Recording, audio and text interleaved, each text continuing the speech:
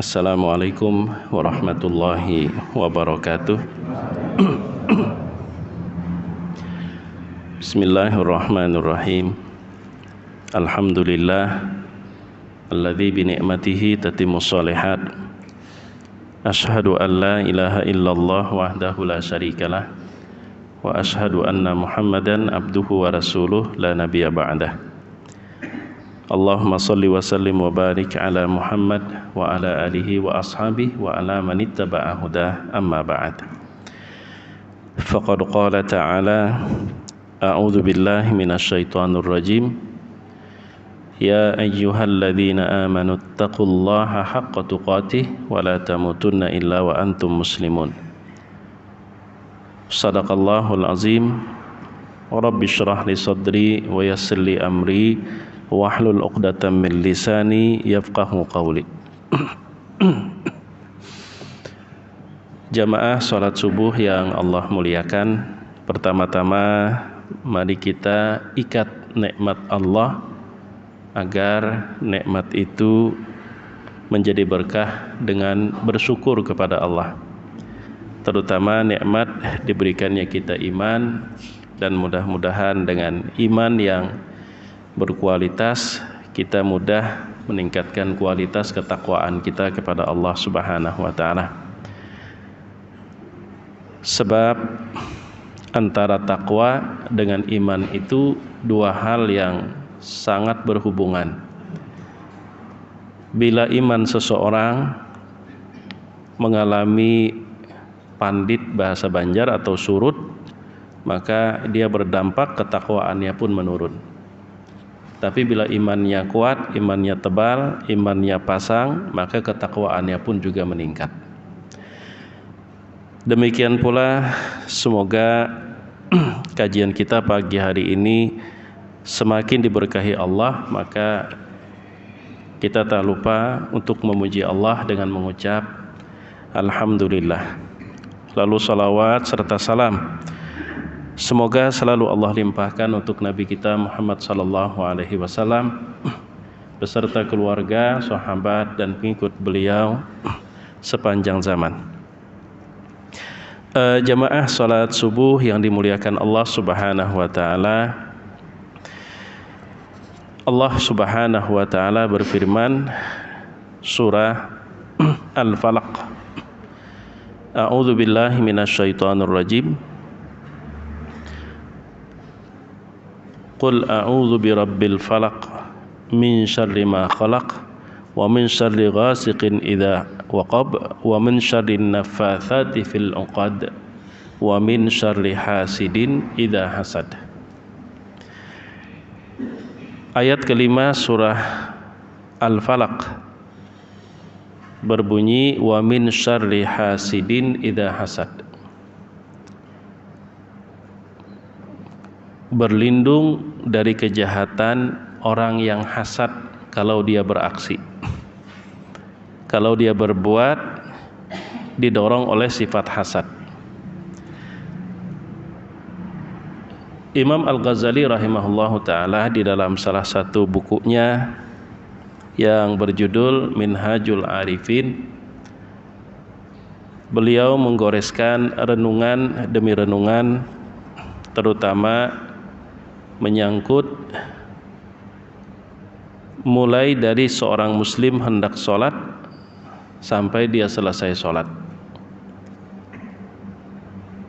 Di antaranya renungan tentang at-tabarruz, buang hajat. Kata Imam Al-Ghazali rahimahullah, i'lam anna ar-rahata fi izalatin najasah. Ketahuilah saudaraku bahwa rasa nyaman itu kita dapat kalau kita membersihkan kotoran. At-tabarruz itu buang air besar, juga termasuk buang air kecil. Rasa nyaman itu akan kita dapatkan kalau kotoran dalam perut kita buang. Dan semua kita pasti setuju, saat kita kekenyangan, perut kita penuh, lalu kita pengen buang hajat, maka akan lebih nyaman kalau kita buang hajat ketimbang kita simpan kotoran itu di dalam perut kita. Itu nasihatnya bahwa di dalam diri kita pun juga terdapat sifat-sifat yang itu penyebab kenapa selama ini hidup kita tak pernah tenang dan sulit merasa bahagia. Dan salah satu kotoran hati itu adalah sifat hasad, sifat dengki. Maka pada kesempatan pagi hari ini ada sebuah tema yang cukup bagus dalam sebuah buku kumpulan surat-surat yang ditulis oleh Imam Al-Qushairi. Kitab ini berjudul Risalah Al-Qushairiyah. Babul Hasad, beliau membicarakan tentang sifat hasad. Beliau awali dengan menyebutkan surah Al-Falaq, di mana ayat kelima berlindung dari kejahatan orang yang dengki ketika dia berbuat karena dengki. Beliau menyebutkan sebuah riwayat dari Rasulullah SAW. Kata beliau dengan menyebutkan sanadnya, akhbarana Abul Husainil Ahwazi qal akhbarana Ahmad bin Ubaidin al-Basri qal haddatsana Ismail bin al-Fadl qal haddatsana Yahya ibn Mukhlad qal haddatsana Mu'afa ibn Imran anil Harith ibn Shihab an Ma'bad an Abi Qilabah an Ibn Mas'udin radhiyallahu an. Jadi dari Abdullah bin Mas'ud. Abdullah bin Mas'ud berkata, innan nabiyya sallallahu alaihi wasallam qala, sesungguhnya Nabi sallallahu alaihi wasallam bersabda, thalathun hunna aslu kulli khati'ah. Ada tiga perkara itu adalah akar dari setiap kesalahan maupun dosa. Ada tiga perkara yang merupakan akar dari setiap kesalahan. Fattaquhun wahdharuhun, maka hati-hati dan selalu waspada terhadap tiga perkara yang merupakan akar dari setiap kesalahan. Yang pertama, iyyakum wal kibra, hati-hati jauhi keangkuhan, kesombongan. Fa inna iblisa hamalahul kibru ala alla yasjuda li adama, karena sesungguhnya iblis itu dia didorong oleh keangkuhan, didorong oleh kesombongan, sehingga dia tidak pernah mau sujud atau tunduk, padahal itu perintah Allah, sujud kepada Nabi Adam. Wa iyyakum wal hirsa, awas jauhi sifat tamak, sifat tamak. Fa inna adama hamalahul hirsu ala an akala minas syajarah, karena sifat tamak itulah atau keinginan yang tidak terkontrol, itulah yang membuat Nabi Adam melanggar larangan Allah.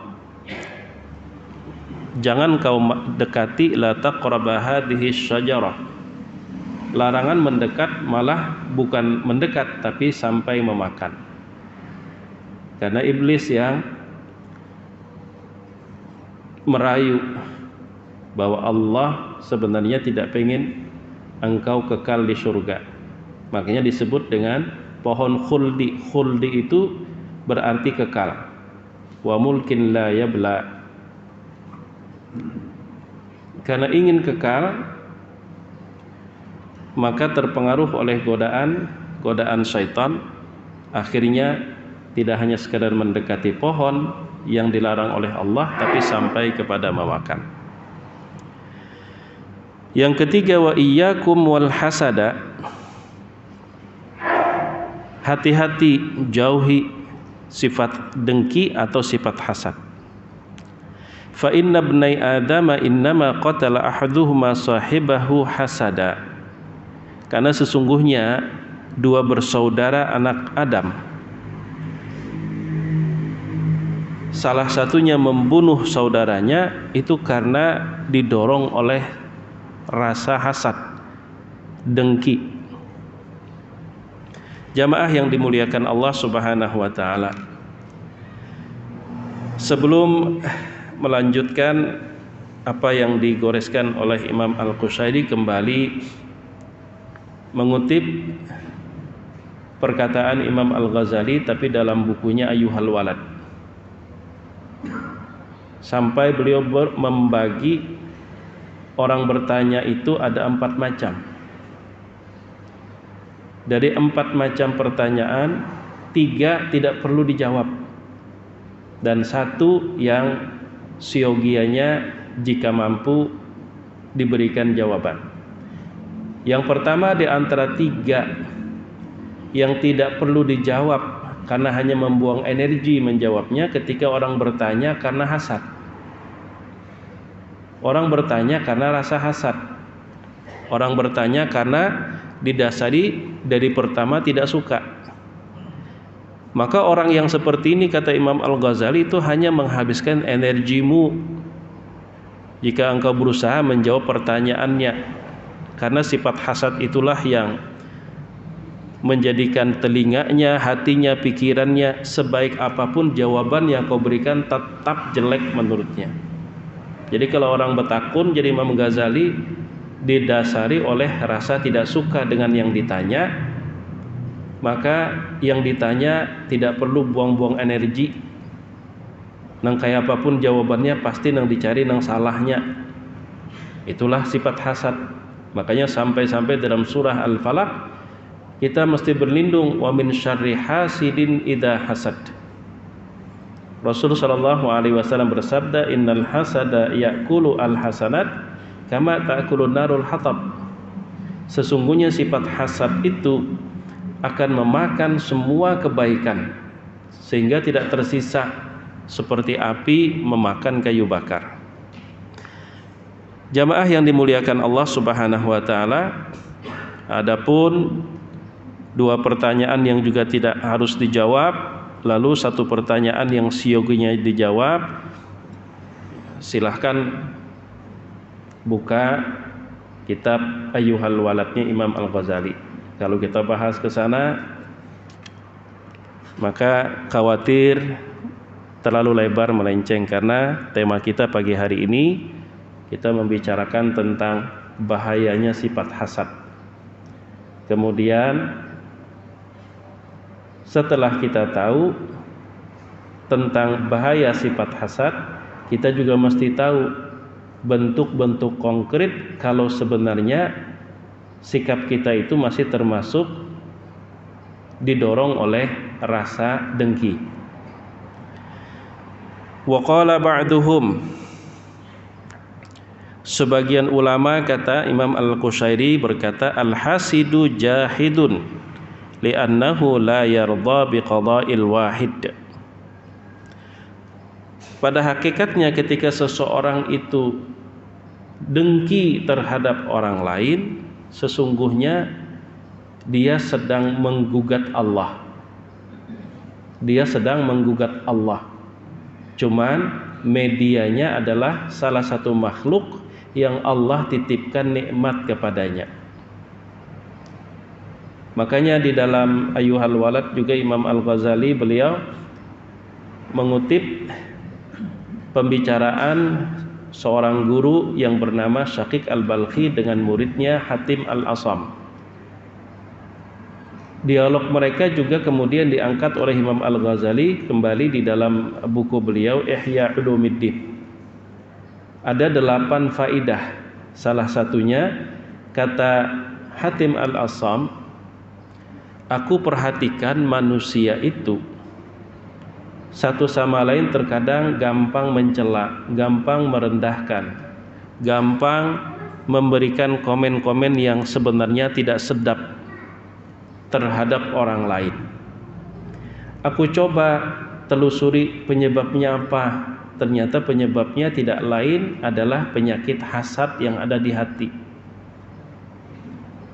Melihat orang sugih, komentarnya itu kada sedap. Melihat orang yang berilmu, komentarnya pun juga kurang sedap. Melihat orang yang punya jamaah banyak, komentarnya pun juga tidak pernah sedap. Mun kada menyambat, menggibah. Penyebabnya ternyata adalah sifat hasad. Lalu kata Hatim Al-Assam, aku perhatikan firman Allah,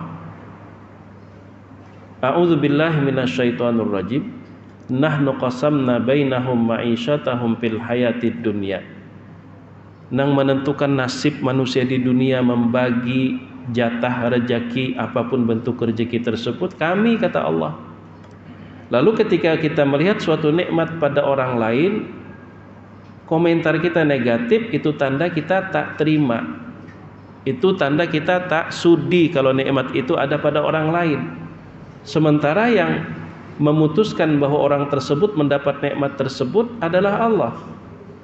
Maka sejak saat itu, kata Hatim Al-Assam, aku berusaha untuk tidak menggugat Allah walaupun tidak secara langsung, sehingga aku berusaha untuk tidak dengki terhadap siapapun ketika padanya terdapat nikmat, karena nikmat itu adalah mutlak keputusan dan kebijakan yang Allah berikan. Dalam pertemuan sebelumnya juga pernah ulun sampaikan contoh-contohnya. Di antara lain, karena dulu pernah jadi bawahan kita, ikut kerja dengan kita, wah ini jadi orang kaya, lalu kita berkomentar, padahal dulu anak buah kuajanya tuh. Memangnya masalah buat pian kalau dulu anak buah pian, sehingga karena anak buah pian tidak pantas dia sukses melebihi pian saat ini. Maunya pian seperti itu. Atau kalau istilah guyonan, lakinya biasa saja tuha pulang bungas bana bininya, masalah buat pian. Allah memberi jodoh seperti itu, kenapa pian yang ribut? Memangnya pian berpikir aku yang harusnya ada di sana? Nah, itulah yang membuat kenapa Qabil membunuh Habil. Qabil membunuh Habil itu karena mestinya aku yang di sana, bukan dia. Sebab kan dalam ketetapan syariat Allah, ketika umat manusia masih sangat sedikit, itu kawin silang. Sayyidah Hawa, kita sebut Siti Hawa ya. Siti itu asal katanya Sayyidah, cuman disingkat. Itu salah satunya itu merupakan bahasa Mesir. Jadi kalau Siti Aisyah itu sebenarnya Sayyidah. Sayyidah Aisyah, Sayyidah Khadijah, Sayyidah Fatimah. Cuman karena dalam pengucapan keseharian jadi disingkat Siti. Siti itu Sayyidah. Kalau laki-lakinya Sayyid, kalau perempuan Sayyidah, tuan muda. Nah, kita udah ikut-ikut Siti, maksudnya Sayyidah. Nah, Sayyidah Hawa itu ketika melahirkan diriwayatkan melahirkan kembar pengantin. Nah, rupanya pasangan Habil udah hitam, kemudian tidak begitu tampan dan tidak begitu cantik. Sementara Qabil putih, cantik dan tampan. Tapi karena syariat aturan nikah silang, akhirnya si Qabil tidak terima. Masa aku yang ganteng kayak gini dapat, sementara dia yang jelek dapat itu. Itu salah satu riwayat dari para mufassir demikian. Sehingga rasa tidak terima itulah yang mendorong dia membunuh. Makanya Rasul mengatakan, iyyakum wal hasada fa idabnai adam innama qatala ahaduhuma sahibahu hasada. Karena tidak terima. Jamaah yang dimuliakan Allah Subhanahu wa taala, padahal orangnya kada tapi pintar benar. Wah, ini doktor sudah, seorang nang pintar kada jadi apa-apa. Memang masalah buat pian kalau Allah menghendaki dia sukses. Nah, itu sifat hasad. Karena itu setelah aku resapi firman Allah, nahnu qasamna bainahum ma'isyatahum fil hayatid dunya, kami nang membaginya, kata Allah. Inya seorang gen kada pernah berpesan, ya Allah lahirkan ulun dalam keadaan tampan. Nah jamaah yang dimuliakan Allah Subhanahu wa taala, jadi orang yang bersifat hasad itu pada hakikatnya dia menggugat Allah. Dia pada hakikatnya menggugat Allah. Salah satu tafsir tentang firman Allah Subhanahu wa taala surah Al-A'raf ayat 33, "Qul innama harrama rabbiyal fawahisha ma dhahara minha wa ma batan." Katakan wahai Muhammad, yang hanya diharamkan oleh Tuhanku adalah perbuatan-perbuatan keji, baik yang nampak maupun yang tersembunyi. Nah, sebagian tafsir menyebutkan apa yang dimaksud dengan tersembunyi. Kalau yang nampak al-fahisyah itu biasanya hal-hal yang cenderung kepada kehormatan. Pama seperti selingkuh, perzinahan, itu perbuatan fahisyah. Itu kalau yang zahir. Sedangkan yang batin, sebagian mufassir menjelaskan ma batan adalah al-hasad. Jadi yang dimaksud perbuatan keji yang tersembunyi itu adalah yang di dalam hati adalah sifat hasad. Dalam sebagian catatan kitab-kitab terdahulu, maksudnya sebelum Al-Quran, itu menyebutkan al-hasid aduwwu ni'mati. Orang yang bersifat hasad itu kata Allah itu adalah musuh nikmatku. Jadi musuh nikmat Allah itu adalah orang yang bersifat hasad. Wa qila asarul hasad yatabayyanu fika qabla an yatabayyana fi aduwwika. Ada yang mengatakan, dan ini terbukti, dampak buruk sifat hasad itu bila ada pada dirimu itu akan lebih dulu terasa ketimbang di diri orang yang kamu dengki.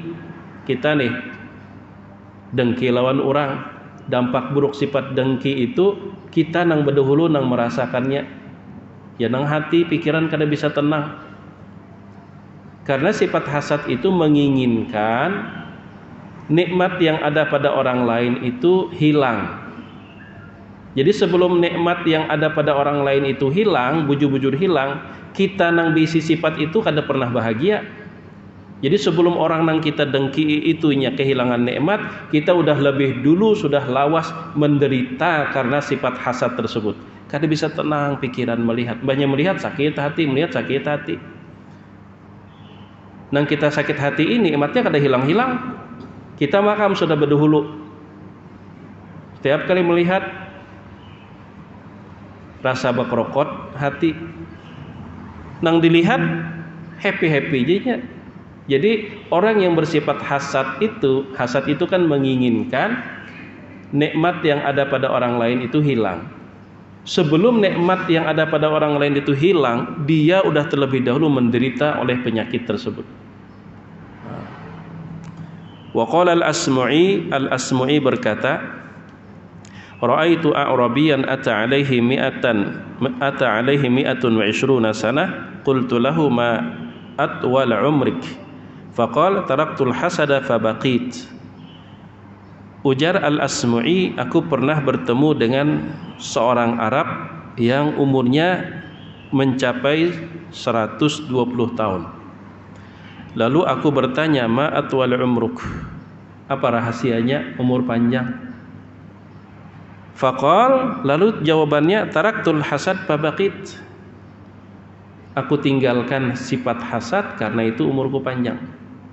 Sifat hasad nang mengolah pikiran kita kada bisa tenang, itu sifat hasad. Wa fi ba'dil athar, dalam sebagian riwayat. Nah ini kan dalam kitab Risalah Qusairiyah hanya mengutip potongan dari riwayat tersebut, sedangkan yang lebih versi fullnya, versi sempurnanya itu bisa pian temukan di dalam bukunya Imam Al-Ghazali yang berjudul Minhajul Abidin atau Bidayatul Hidayah. Itu di bagian akhir ditemukan riwayat versi fullnya. Kalau ini kan hanya sekedar cuplikan karena mengambil bagian sesuai dengan tema. Kalau di dalam Bidayatul Hidayah atau Minhajul Abidin itu menyebutkan setiap langit itu ditugaskan seorang malaikat yang menseleksi amal kebaikan seorang hamba yang naik sampai langit ketujuh. Langit pertama, amal perbuatan yang dibawa oleh malaikat naik ke atas, bercahaya, diiring-iringi seperti pengantin. Ternyata di langit pertama nggak lolos, dilemparkan kembali. Langit pertama lolos, langit kedua lolos, langit ketiga sampai langit ketujuh. Nah, di sini Imam Al-Qushayri hanya menyebutkan bagian yang berkenaan dengan tema, yaitu sifat hasad. Inna fis sama'il khamisati malakan yamurru bihi amalu abdin walahu dha'un kadha'i syams. Sesungguhnya di langit yang kelima Allah menugaskan seorang malaikat yang akan menseleksi amal perbuatan seorang hamba. Pada saat itu amal perbuatan hamba bercahaya seperti cahaya malaikat. Seperti cahaya matahari. Tapi ternyata malaikat yang ditugaskan berkata, qif, stop, tidak boleh lewat. Fa ana malakul hasad. Aku adalah malaikat yang Allah tugaskan untuk mendeteksi sifat hasad yang ada pada seorang hamba. Karena ternyata si hamba ini walaupun kebaikannya bercahaya seperti cahaya matahari, akan tetapi di dalam dirinya masih mengakar sifat hasad. Idrib bihi wajha sahibihi, maka campakkan kembali amal perbuatan ini kepada pemiliknya. Fa innahu hasid, karena pemiliknya masih memiliki sifat hasad yang cukup mengakar. Muawiyah berkata, Muawiyah bin Abu Sufyan, kullu insanin aqdaru ala an urdiyahu illa al-hasida fa innahu la yurdihi illa zawalu an-ni'mah. Ujar Muawiyah bin Sufyan, setiap orang itu insyaallah ku kawa maolahnya merasa puas, kecuali nang kada kawa dipuasakan orang yang memiliki sifat hasad. Sampai kapanpun dia tidak akan pernah merasa puas, sampai kapanpun dia tidak pernah merasa senang, kecuali nikmat nang dihiliinya itu hilang. Itu orang sifat hasad tuh. Ujar Muawiyah bin Abu Sufyan. Jar sidin, kita lawan siapa aja nyaman bergaul, kita menyenangkan hati orang nyaman, kecuali nang kada kawa kita puaskan hatinya orang yang memiliki sifat hasad. Kecuali nikmat nang dihasatinya, nang didengkinya itu hilang, hanyarnya tenang. Itulah bahayanya sifat hasad. Wa yuqal, ada pula yang mengatakan al-hasidu zalimun ghashumun la yabqa wa la yadhar. Orang yang bersifat hasad itu adalah orang yang zalim, yang sembrono. Dia tidak pernah berhenti dan tidak pernah mau sembuh dari penyakit. Wa qala Umar ibn Abdul Aziz, Umar bin Abdul Aziz berkata, ma ra'aitu zaliman asbaha bimazlumin minal hasidi ghammun daimun wa nafsun mutatabi'un. Aku tidak pernah melihat orang itu zalim tapi nang kaya nang dizalimi. Padahalnya zalim, tapi kenyataannya seperti orang yang dizalimi. Tidak pernah melihat kecuali orang yang bersifat hasad. Inya nang berbuat salah tapi inya nang menderita. Itu orang bersifat hasad tuh. Inya nang berbuat zalim tapi inya nang menderita. Nang didengkiinya kada tahu menahu. Inya nang mendengkii maka kada karuan rasa. Inya nang berbuat zalim tapi inya nang terzalimi oleh perbuatannya sendiri. Itu kata Umar ibnu Abdul Aziz. Ghammun daimun, gak pernah senang, gak pernah bahagia. Makanya tadi selama nikmat nang didengkiinya itu masih ada, inya selalu sakit hati. Waqil. Nah sekarang kalau kita tahu bahayanya bentuk-bentuk nang sangat halus nang kita jarang menyadari itu sifat hasad apa gerak. Qila, ada yang mengatakan min alamatil hasidi, di antara ciri orang yang memiliki sifat hasad, an yatamallaqa idza syahidta wa yaghtaba idza ghaba wa yashmata bil musibah idza nazalat. Di antara tanda kalau seseorang itu memiliki sifat dengki. Pertama, bila di hadapannya baik jenya, tapi bila di belakang lain pander. Itu tanda. Di hadapan bagus, di belakang lain pander. Kemudian apabila ditimpa musibah, ada rasa nyaman dalam hatinya. Han apa jarunda? Kepuhunan kalau berarti mah handaki orang tuh kepuhunan. Ayu hakana nyawa ada jamasanya. Berarti mah handaki lawan orang kena musibah. Meniwas. Nah, ketika orang kena musibah kita tiwas, itu tanda dalam hati kita masih ada sifat hasad. Sama ulun kadang-kadang ada kawan, kenapa pian rajin menabung? Ya jaga-jaga kalau pina sakit garing, berarti pian handaki sakit garing tuh. Orang bila ditakun kenapa pian menabung, ya punya terkumpul kawajukeun bahaji, berarti mah handaki lawan ibadah haji. Ini kadang ditakuni kenapa menabung pina rajin banar, kena mun tuha kalau sakit garing, berarti wah ini pian mah handaki tuha kena sakit garing. Sama kayak tadi, ketika ada orang kena musibah kita tiwas, hapuk, tahu rasa. Berarti kita menghendaki memang orang itu kena musibah sebelum dia kena musibah. Berarti ada sifat hasad dalam diri kita. Salah lah Janunda tadi salah lah. Kalau pina salah lah Janunda. Ya kalau berarti menghendaki halus benar kita kadang merasa kalau itu sebenarnya benih sifat hasad, menginginkan sesuatu yang buruk terhadap orang lain. Tapi kan kelakuannya, persoalan kelakuannya bukan caranya kita berharap dia dapat musibah, mestinya berharap mudahan Allah berikan hidayah. Jangan kita berharap karena kesalahannya berharapnya kena musibah. Mesti kalau dia salah berharaplah dia dapat hidayah, itu seharusnya. Sama ketika kita ada orang lain salah atau kita yang salah, maka mestinya kesalahan itu disampaikan dengan yang bersangkutan, bukan dipander lawan orang yang dihiga. Makanya sampai ada tulisan, kalau saya keliru tolong sampaikan kepada saya, jangan sampaikan kepada orang lain. Nah kita kadang-kadang ada kawan kita keliru ngomongnya ke lain, sementara yang keliru nggak dikasih tahu. Maka kesalahan kita tidak kalah salah dengan kesalahan orang yang keliru. Termasuk Ustaz ceramah, sidin tersalah baca. Mau sidin tersalah baca, sampaikan ke sidin, jadi sidin karena membujurakan. Bapandirnya ke higa, sidin salah baca. Di situ penyakit hatinya berlapis.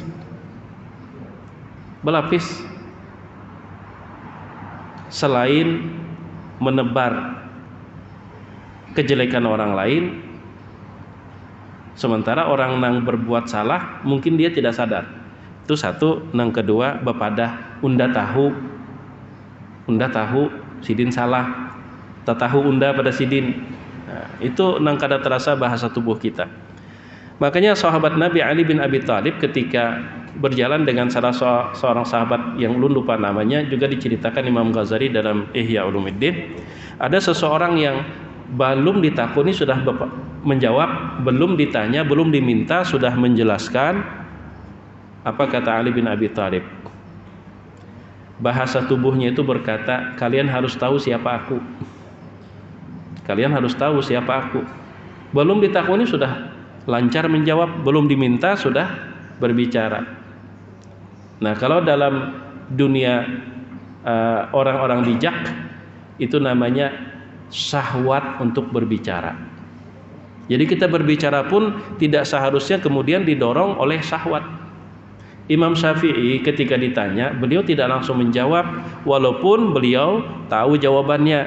Setelah ditanya kenapa agak lama baru menjawab, kata beliau, aku menimbang-nimbang bagus dijawab atau kada. Walaupun tahu jawabannya, bagus dijawab atau kada. Kalau ternyata bagus dijawab, maka aku pun menjawab. Makanya aku berpikir terlebih dahulu untuk menghindari bahwa berbicara itu karena syahwat yang negatif.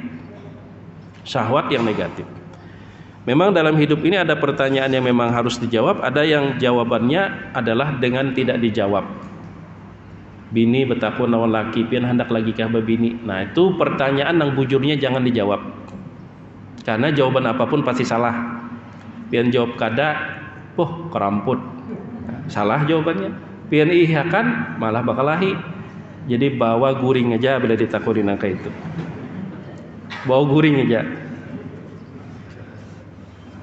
Ada pertanyaan yang memang jawabannya itu betulnya tidak dijawab. Muawiyah bin Abu Sufyan juga berkata, laisa fi khilali syari khullatun a'dala minal hasad. Taqtulul hasida qabla al-mahsudi. Di antara perbuatan-perbuatan buruk tuh, di antara perbuatan-perbuatan buruk ada terdapat perbuatan buruk yang paling adil. Ujar Muawiyah bin Abu Sufyan.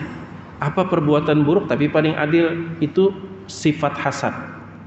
Sebelum membuat orang yang didengki itu menderita, dia membuat yang dengki itu lebih dulu menderita. Jadi perbuatan yang kada baik tapi mengadili si pelaku. Perbuatan itu sudah perbuatan jahat, tapi perbuatan itu mengadili si pelaku, itulah sifat hasad. Sebelum orang yang dia dengki itu tersiksa, dia udah mendapatkan siksaan lebih duluan. Itu sifat hasad, kata Muawiyah bin Abu Sufyan.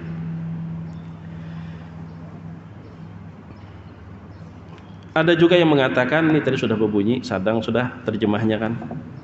Waqila al-hasidu idza ra'a ni'matan bahuta atau bahata wa idza ra'a asratan syamata. Ada juga yang menjelaskan ciri orang dengki itu kalau dia melihat nikmat hatinya kada nyaman. Kalau nikmat itu ada pada orang lain hatinya kada nyaman. Tandanya bila berkomentar kada sedap komentarnya. Lihat orang sugih, nyawa kada tahu benar ya gawiannya, kada sedap. Melihat orang dapat jabatan culas, kada sedap juga komentarnya. Wa idza ra'a asratan syamata, tapi kalau melihat orang kesusahan rasanya ada rasa puas di hati. Ya jarulun tadi han tahu rasa. Hapus liur. Nah. Kada dihapus biar berlihan juga. Lalu bagaimana caranya supaya kita tidak hanya menyelamatkan diri kita tapi menyelamatkan orang lain dari sifat hasad? Idza aradta an taslama minal hasidi falabbis 'alaihi amrak. Apabila engkau ingin selamat dari orang yang bersifat dengki, maka jangan tapi terlalu pamer. Jangan dipamer-pamerkan, sederhana aja lah hidup. Ada juga yang mengatakan al-hasid muqtadun ala ma la dzambalah bakhilun bima la yamlikuhu.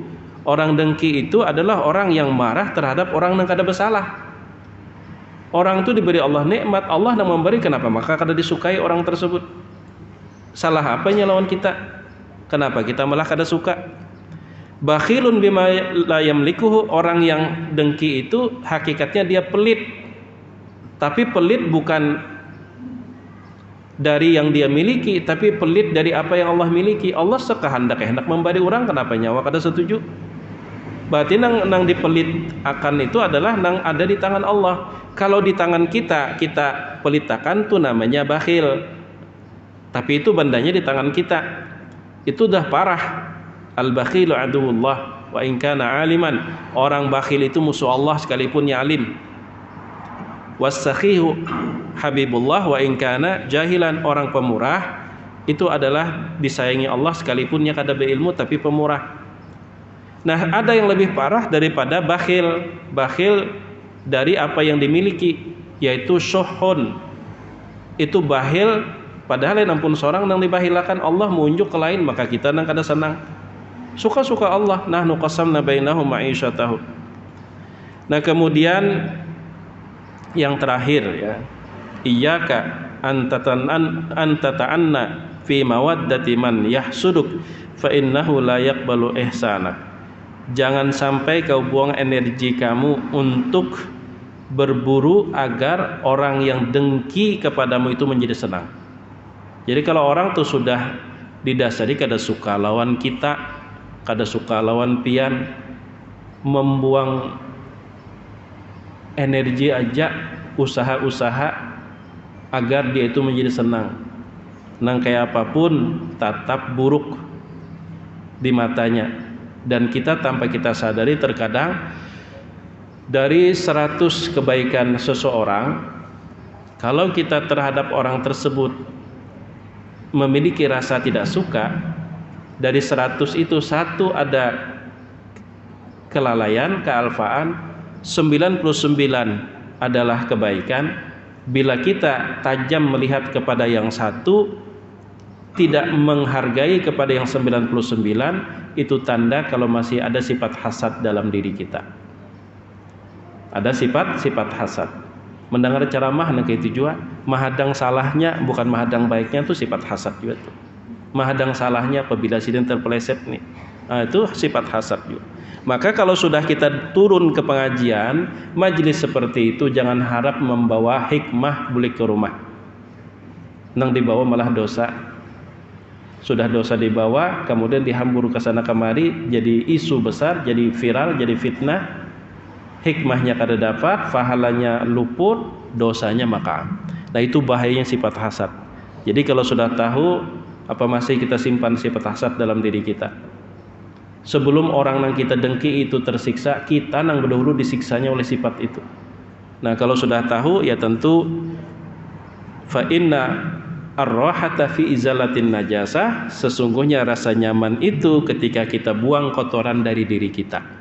Bila kotoran itu masih kita simpan sampai kapanpun, kita tidak akan pernah bisa merasa tenang hidup. Ini yang dapat ulun sampaikan.